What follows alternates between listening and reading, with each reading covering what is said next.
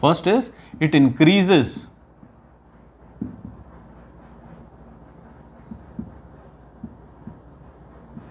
scope of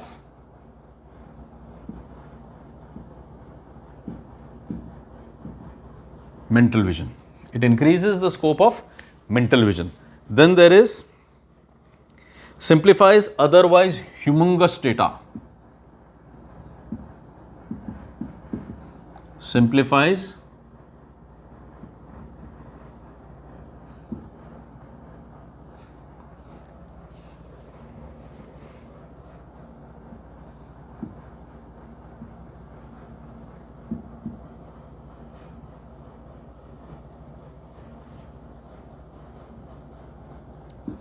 humongous data.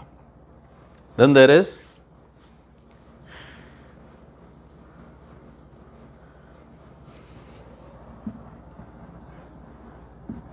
makes unintelligible data intelligible.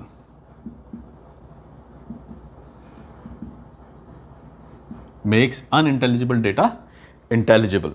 Then there is helps in decision making.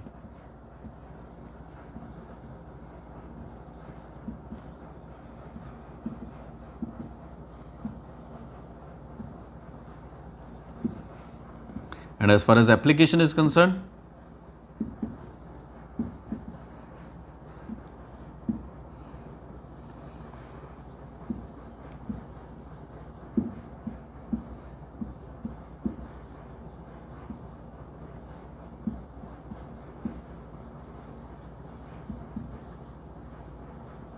human resource,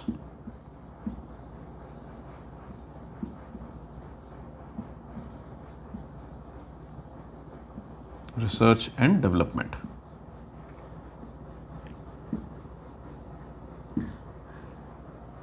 Increases the scope of mental vision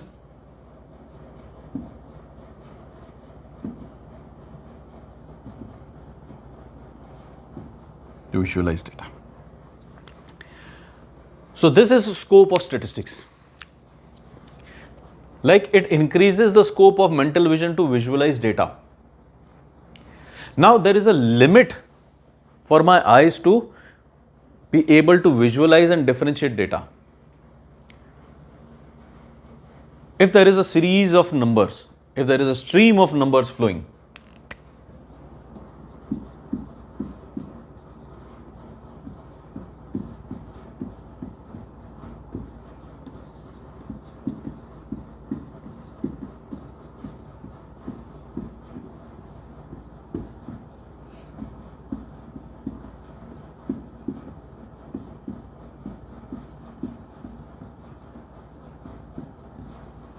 if there is a stream of numbers and this stream of numbers goes on, if these are heights of complete city, population of 10 lakh, 15 lakh, if these are marks of 2 lakh students that appeared in board exam, marks of 2 lakh students, per student there will be at least 5 or 6 marks, 5 or 6 totals, and then if I split them into internal and external examination, there will be 15-20 marks per student, 15-20 marks per student, marks of 2 lakh students.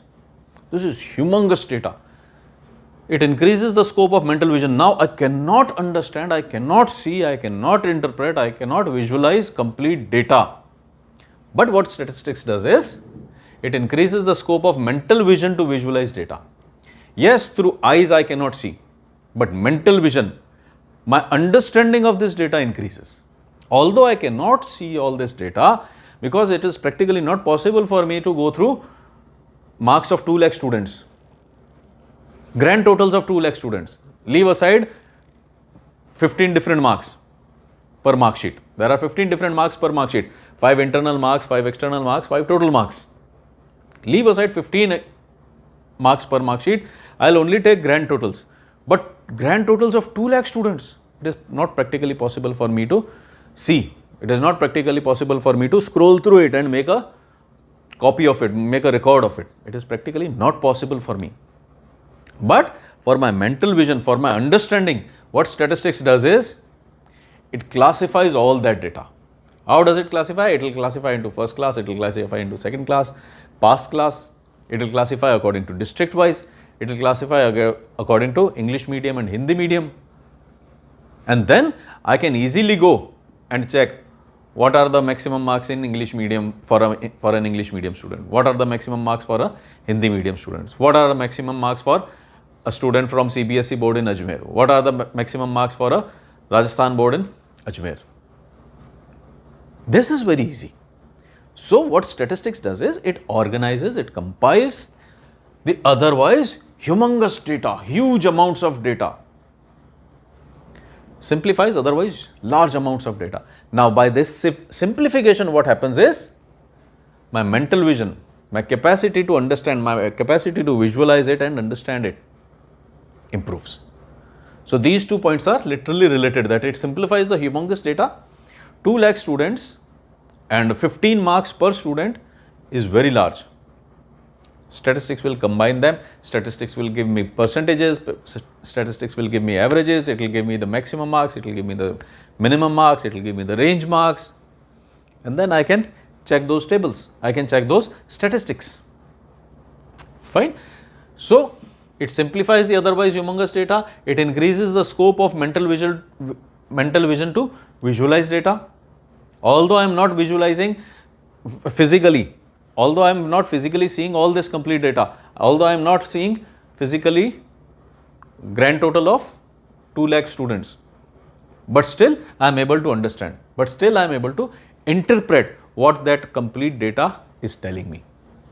That complete data could be telling me that average scoring marks have been 72%.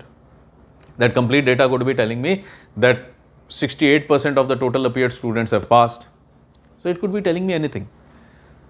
So it increases the scope of mental vision to visualize data, it simplifies otherwise humongous data, then makes unintelligible data intelligible. Another thing related to first 2 things itself, that makes unintelligible data. This is not intelligible.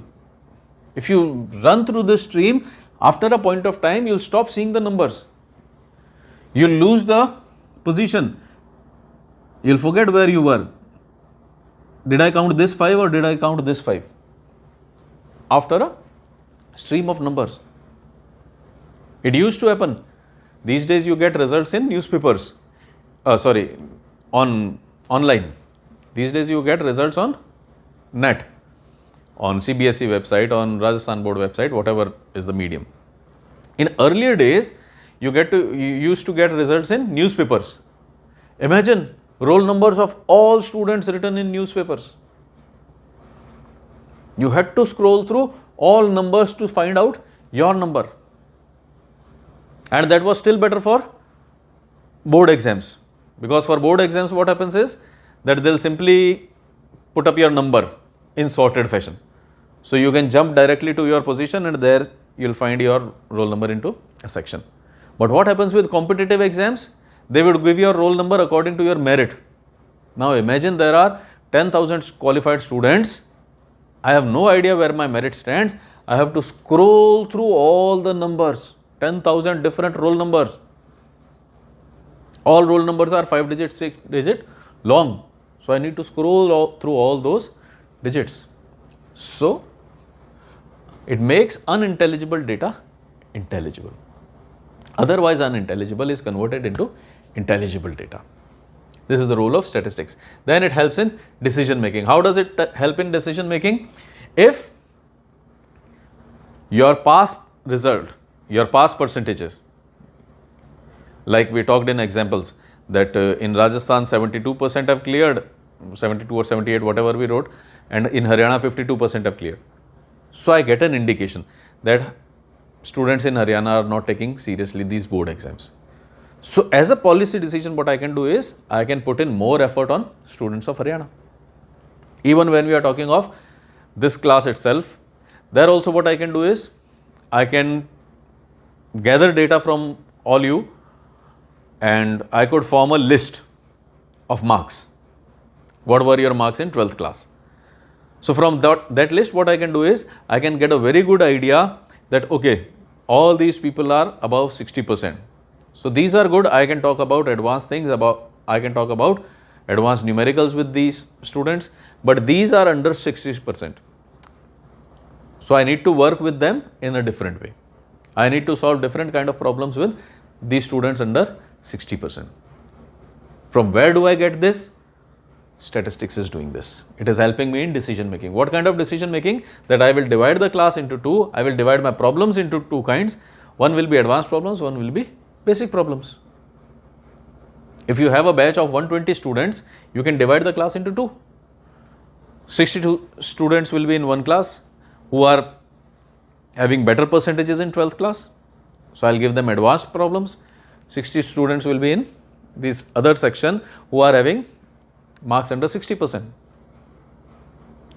For them, I'll design a basic course so that it can enhance their understanding. For the other ones, they already have the understanding. I only need to work on their practice. So this is how it can help in decision making. In business also, we have territory A, we have territory B, C and D. We have data for year 1, data for year 2, data for year 3. 100, 96, 92, 10, 14, 22, 35, 48, 45, 68, 69, 67. Now suppose we have data for 4 different territories where my business is working, and I have data for 3 different years. This is statistics. Statistics has gathered this data. Statistics collected data for 12 months and prepared this yearly data. Statistics collected data for 30 days and converted into monthly data, collected data for 12 months and converted into yearly data, and finally I get a figure of 100 sales. So year 1 100 sales, year 2 96 sales, in year 3 92 sales. Now imagine 365 days of sales for territory A in first year. 365 days of sales have gone through for territory A in year 1. Similarly, 365 days of sales have gone through in year 2 for territory A. Similarly, 365 days worth of data has been recorded for year 3 for territory A. 365, 365 and 365. Almost 1,000. Above 1,000, 1,050 or something. So almost 1,000 data. 1,000 data units have been recorded for A. Similarly, 1,000 data units would have been recorded for B. Sales data for 1st January, sales data for 2nd January, sales data for 3rd January, sales data for 30th January, sales data for 31st January of year 1. That makes January. Similarly for February, for December, that makes finally year 1. When I add all those 12 months, I get year 1. Similarly, 365 data year 3. So on an average, we are getting 1,000 readings per territory, making a total of 4,000 readings. As a manager, if I were to make some decisions, I were to take some calls, how would I go through 4,000 data units? And even above 4,000, 1050, 1050, 1050, almost 4,200 units, 4,300 data units. How would I scroll through all this data? What happens is, statistics has compiled this data. Statistics has combined those 365 data under heading year 1, 365 under year 2. So instead of 4,000 data units, now I need to refer to only 12 data units. And look how intelligible these 12 data units are. What can we tell about territory A? 100 to 96 to 92. Or let's say year 1, 100, 10, 35 and 66, 68. Who was best? A was best. A was best and B was last. In year 2, 96, 14, 48, 69. In year 3, 92, 22, 45, 67. For all 3 years, A is doing very well, while B is struggling. This is the data that we get from statistics. From 4,000 data units, my data was converted down to 12 data units, and now I can interpret. For year 1, A was best performing, B was worst performing. For year 2, A was best performing, B was worst performing. Also, if I talk of A, I can tell that trend for A is that sales are going down. Okay, it might be selling 100 and it might be selling 92. It could be a difference that this is a place like Delhi and this is a small town like, let's say, Nokha. So, where you are actually saying that these are very small numbers, these are coming from a town, these are coming from a village, while these are coming from a metro. So, obviously, those data will be better. But the important thing is, when I talk of A, data is going down. One interpretation was A is best, B is worst. Another interpretation could be the data for A is going down. Another interpretation could be the data for B is on rise. It has doubled in the span of 2 years. From 10 it has gone up to 22. What about this? From 35 it went to 48, it has come down to 45. Territory C is a bit tricky. It is maintaining its level, it is going down, it is coming down, it is going up, it is coming down. We are not sure what is happening with territory C. Then what about territory D? 68, 69, 67. This is almost there only. 68, 69, 67, almost same levels. Now as a manager, if I need to take decisions, what I will do is, I will give a warning sign to A. Okay, they are doing very well, okay, they are selling very well, they are selling 100 units, 96 units, 92 units, but I will give them a warning signal. What will be that warning signal? That your sales are consistently going down. I will give C and D a warning signal. What that warning signal will be? That okay, right now you are hanging on, but there is a high likelihood that you could also slip down like A. A from 100 to 96, 96 to 2. It has lost 8% of its share in 2 years. Right now, okay, you are maintaining 68, 69, 67, but this is alarming. You could slide down. This is already going down. You are here, you could probably be heading downwards. This is a warning sign. Now, when I give this warning, they'll make efforts, and instead of letting it slide down, they might pull it up. As far as B is concerned, I'll congratulate them that they are doing very well. They should work more hard. They should try to take this 22 to, let's say, 30. So, as a manager, this is how it helps me in decision making. It tells me the true picture. I'm getting a comparison year wise that yes, A is doing very well, B is not doing so very well. But when I compare it territory wise, I come to know that the data for A is going down, C and D are maintaining their position, B is doing very well. This is how it can help in decision making. This is how it can help in decision making, that I know that 60 students are doing very well, 60 students have scored very well, so I can give them advanced problems. 60 students have not scored so very well, so I need to work on their basics. This is decision making, how it can help in decision making. Then we have application in marketing, finance, human resource production and R&D. What is this? Statistics can be used in marketing department. This was an example of marketing department itself. Then marketing department is getting sales data and they can take decisions. So, it helps in marketing department. Similarly, it can help in finance department, that a lot of bad debts are coming from this zone, a lot of bad debts are coming from this particular buyer, a lot of bad debts are coming in month of January or March. So, this data could be meaningful and we could make decisions. Then for HR, it could give me an indication on an average how many leaves my employees are taking, on an average in which month these leaves are maximum, on an average are the numbers for sick leaves more, are the numbers for casual leaves more, are the numbers for personal leaves more. I could get data from for HR. From that I can see that okay, if my employees are taking more sick leaves, then I need to take care of their health. then something is not right at my workplace, something is not right at my factory. This indication I can get. So it helps in HR, it definitely helps in production.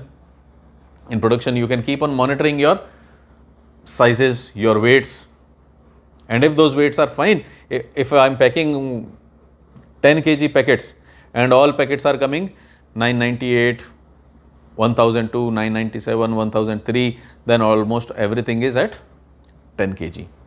If my packets are coming like 10,040, 10,050, 10,040, 10,050, 10,040, 10,060, it means more of material is going in one packet. If my packets are coming down to 920, 930, 920, 940, 930, 920, instead of coming at 1000 grams, it is coming down to 920, 920. You need to check your machine, which is feeding into those packets. Either it is feeding more or it is feeding less. So I can fine tune that machine. Research and development, you can check your past data. When you are doing experiments, you take readings that okay, this time this battery lasted for 12 hours, this time this battery lasted for 14 hours, this time this battery lasted for 40 hours. This is how data can help in research and development also.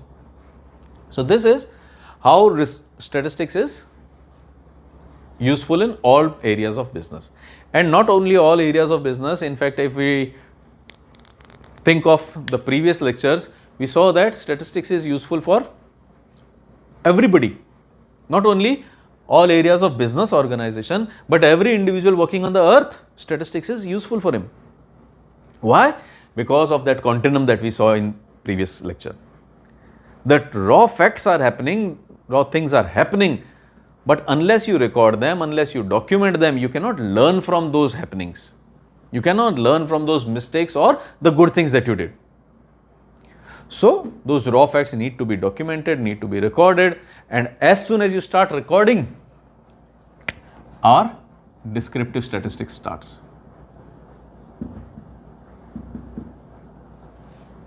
You start with descriptive statistics, you start recording, you start describing the state of affairs, how things are happening, how many people are ill, how many people have been cured. That is descriptive. How many accidents are happening, how many severe accidents are happening, what is average repair work required after an accident. All that is descriptive. And then when you start inferring from it, it becomes inferential statistics. This is inferential statistics. Application in marketing, finance, HR. We are inferring why are people taking leaves, why are people taking so many sick leaves, why is our battery health not so good, what part of my mobile is consuming the battery, which software, which application is consuming battery, is the processor overheating. All this is data. So this is the idea, this is the scope of statistics. We saw that there can be statistics, complete process can be divided into two, descriptive and inferential. Then we talked of scope. By and large, it converts the humongous data into more intelligible data so that it increases my mental vision to understand, to visualize data. My mental vision to visualize data.